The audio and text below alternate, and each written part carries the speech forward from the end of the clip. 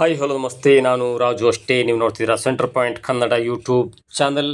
Vaibhav Suryavanshi golden duck ಬುಗ್ಗು ಬಡಿದಂಥ SRS ತಂಡ ಮೊದಲ ಓವರ್ನಲ್ಲೇ ಪ್ರಫುಲ್ ಹಿಂಗೆಗೆ 3 ವಿಕೆಟ್. ಏನಿದು ಅಪ್ಡೇಟ್ ಇವೆಲ್ಲವನ್ನು ನೋಡೋಣ. ಅದಕ್ಕಿಂತ ಮೊದಲು ಇಲ್ಲಿ ತನಕ ನಮ್ಮ ಚಾನಲ್ನ ಸಬ್ಸ್ಕ್ರೈಬ್ ಮಾಡಿಲ್ಲ ಅಂದರೆ ಈಗಲೇ ಸಬ್ಸ್ಕ್ರೈಬ್ ಮಾಡಿ, ಜೊತೆಗೆ ಕಾಮೆಂಟ್ಗಳ ಮುಖಾಂತರ ತಮ್ಮ ಅಭಿಪ್ರಾಯವನ್ನು ತಿಳಿಸಬಹುದು. ವೀಕ್ಷಕರೇ, ಇವತ್ತು ನಡೆದಂಥ ಹೈ ವೋಲ್ಟೇಜ್ ಪಂದ್ಯದಲ್ಲಿ ರಾಜಸ್ಥಾನ್ ರಾಯಲ್ಸ್ ತಂಡವನ್ನು SRS ತಂಡ 57 ರನ್ಗಳಿಂದ ಮಣಿಸಿ ಇದೀಗ ತಂಡಕ್ಕೆ ಮುಖಭಂಗವನ್ನು ಮಾಡುವಂತೆ ಮಾಡಿದೆ. ಇನ್ನು ಟಾಸ್ ಗೆದ್ದಂಥ ರಾಜಸ್ಥಾನ್ ರಾಯಲ್ಸ್ ತಂಡ SRS ತಂಡಕ್ಕೆ ಬ್ಯಾಟಿಂಗನ್ನು ನೀಡುತ್ತೆ. ಹೀಗಾಗಿ ಮೊದಲು ಬ್ಯಾಟಿಂಗ್ ಮಾಡಿದಂಥ ಸನ್ರೈಸರ್ಸ್ ಹೈದರಾಬಾದ್ ತಂಡದ ಬ್ಯಾಟ್ಸ್ಮನ್ಗಳಾದಂಥ ಅಭಿಷೇಕ್ ಶರ್ಮಾ ಮೊದಲ ಎಸೆತದಲ್ಲಿ ಔಟ್ ಆಗ್ತಾರೆ. ಜೊತೆಗೂಡಿದಂಥ ಟ್ರಾವಿಸ್ ಹೆಡ್ ಅವರ ಜೊತೆ ಬ್ಯಾಟಿಂಗ್ ಮಾಡಿದಂಥ ಇಶಾನ್ ಕಿಶನ್ ಅವರು ಭರ್ಜರಿಯಾಗಿ ಬ್ಯಾಟಿಂಗ್ ಮಾಡ್ತಾರೆ. ಜೊತೆಗೆ ಇಶಾನ್ ಕಿಶನ್ ಕೂಡ 44 ಎಸೆತದಲ್ಲಿ 8 ಭರ್ಜರಿಯಾದಂಥ ಬೌಂಡ್ರಿ ಮತ್ತು 6 ಭರ್ಜರಿಯಾದಂಥ ಸಿಕ್ಸರ್ಗಳ ನೆರವಿನಿಂದ ಬರೋಬ್ಬರಿ 91 ರನ್ನನ್ನು ಹೊಡೆದು ಔಟ್ ಆಗ್ತಾರೆ.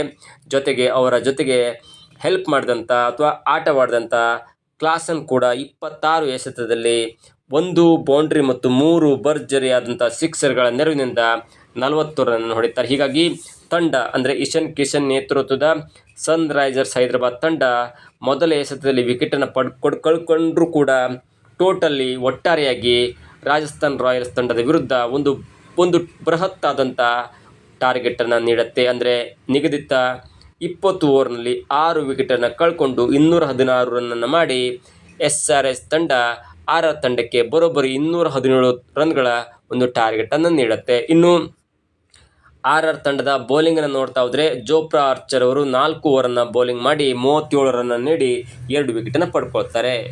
ಇದಾದ ನಂತರ ಬ್ಯಾಟಿಂಗ್ ಬಂದಂತಾದರೆ 217 ರನ್ಗಳ ಟಾರ್ಗೆಟನ್ನು ಚೇಂಜ್ ಮಾಡುತ್ತಾ ಬಂದಂಥ ರಾಜಸ್ಥಾನ್ ರಾಯಲ್ಸ್ ತಂಡದ ಬ್ಯಾಟಿಂಗ್ ಹೇಗಿತ್ತು ಎನ್ನುವುದನ್ನು ನೋಡ್ತಾ ಹೋದರೆ ಟೋಟಲಿ ಕೊಲಾಪ್ಸ್ ಆಗಿತ್ತು.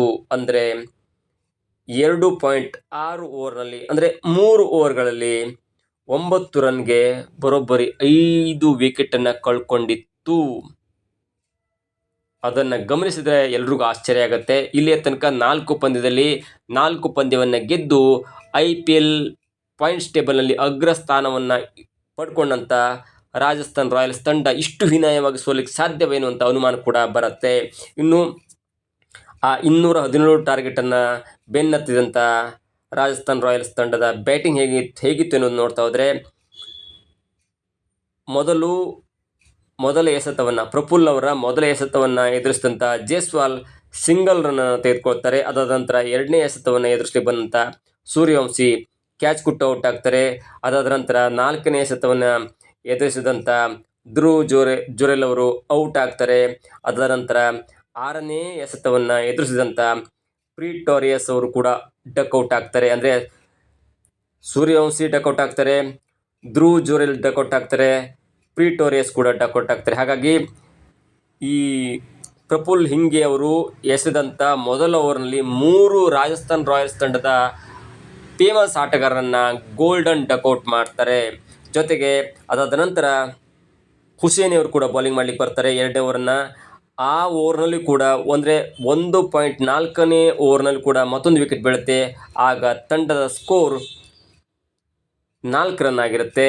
ಅದಾದ ನಂತರ ಮತ್ತೆ ಪ್ರಫುಲ್ ಹಿಂಗೆ ಅವರು ಬರ್ತಾರೆ, ಆಗಲೂ ಕೂಡ ಮತ್ತೊಂದು ವಿಕೆಟ್ ಬೀಳುತ್ತೆ. ಹಾಗಾಗಿ 5 ವಿಕೆಟ್ ಬಿದ್ದಾಗ ತಂಡದ ಸ್ಕೋರ್ 9 ರನ್ ಆಗಿರುತ್ತೆ. ಆಗ ಜೊತೆಗೂಡಿದಂಥ ಜಡೇಜಾ 45 ರನ್ ಮಾಡ್ತಾರೆ. ಜೊತೆಗೆ ಪೆರೇರ ಕೂಡ 69 ರನ್ ಮಾಡಿ 159 ರನ್ನನ್ನು ಮಾಡಿ ಟಾರ್ಗೆಟ್ ಮಾಡಿ 10 ವಿಕೆಟ್ಗಳನ್ನ ಕಳ್ಕೊಳ್ತಾರೆ. ಈ ಮುಖಾಂತರ ರಾಜಸ್ಥಾನ್ ರಾಯಲ್ಸ್ ತಂಡ SRS ತಂಡದ ವಿರುದ್ಧ 57 ರನ್ಗಳ ಹೀನಾಯವಾದಂಥ ಸೋಲನ್ನು ಒಪ್ಪಿಕೊಂಡು ಇದೀಗ ಈ ಟೂರ್ನಮೆಂಟ್ನಲ್ಲಿ ಮೊದಲ ಸೋಲನ್ನು ಕಂಡಿದೆ. ಜೊತೆಗೆ ಹೀನಾಯವಾಗಿ ಸೋತು ಪಾಯಿಂಟ್ಸ್ ಟೇಬಲ್ನಲ್ಲಿ 6-7ನೇ ಸ್ಥಾನದಲ್ಲಿದ್ದಂಥ SRS ತಂಡ ಕೂಡ ಇದೀಗ 2 ಪಾಯಿಂಟ್ಗಳನ್ನು ಪಡ್ಕೊಂಡು 5ನೇ ಸ್ಥಾನಕ್ಕೆ ಬಂದು ಒಂದು ಹಂತಕ್ಕೆ ಇದೀಗ ನಿಟ್ಟುಸಿರನ್ನು ಬಿಟ್ಟು